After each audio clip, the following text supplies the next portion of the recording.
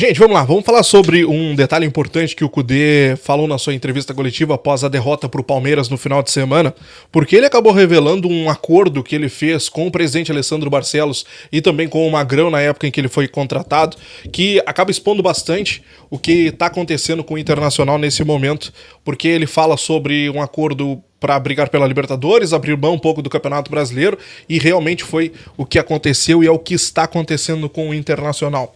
Então vamos falar sobre isso, porque isso diz muito da realidade do Internacional nesse momento. Vamos falar também sobre o Vitão. O Vitão está com a sua vida bem complicada no Internacional, o Inter pode perder o Vitão aí nos próximos meses, e nós vamos falar sobre isso a partir de agora.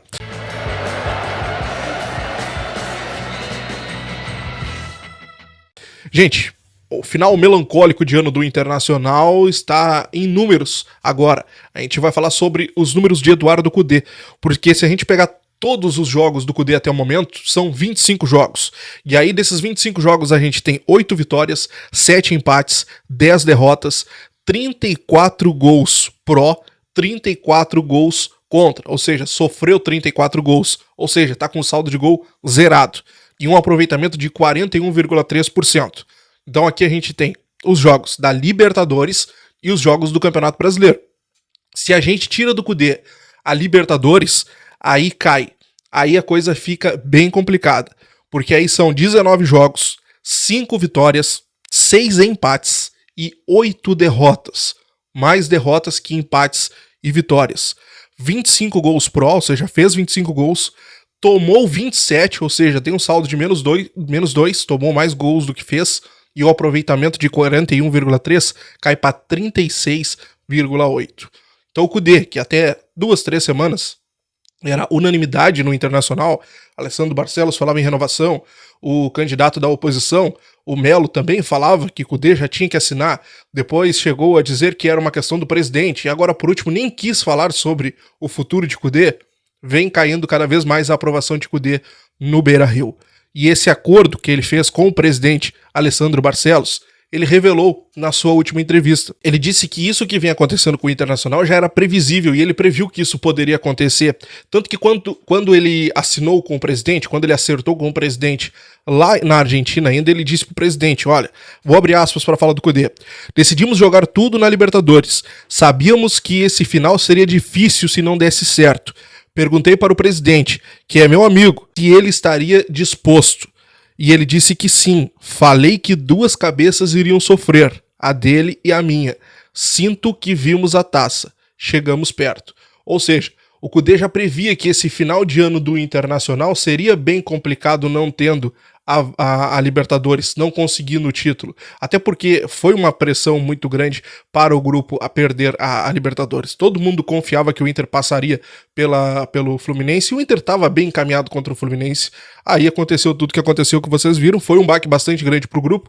O grupo sofreu bastante com alguns jogos que não conseguiu desempenhar bem também no campeonato, teve esse baque emocional e o resto vocês já estão sabendo. Então essa revelação do Kudê, porque eles já previam tudo que vem acontecendo, só que agora a cabeça do Kudê já não tá com tanta unanimidade no Beira-Rio e pode sim ter a troca do comando técnico para a próxima temporada.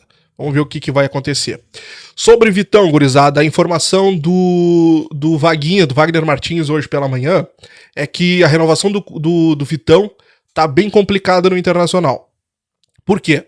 O Vitão ele tem um contrato com o Shakhtar, que é o clube da Ucrânia, até o meio do próximo ano.